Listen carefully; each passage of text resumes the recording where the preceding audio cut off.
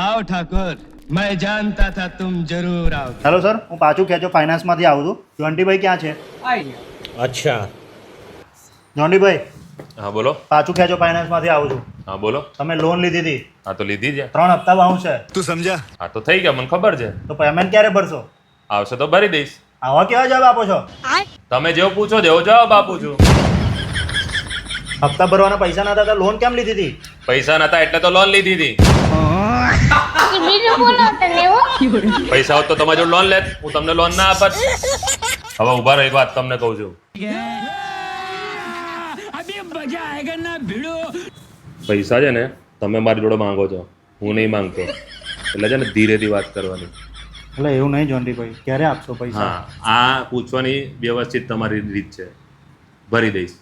સારું, હા, ધીરે રહીને વાત કરવાની હો ને. હું જાઉં? ચલો.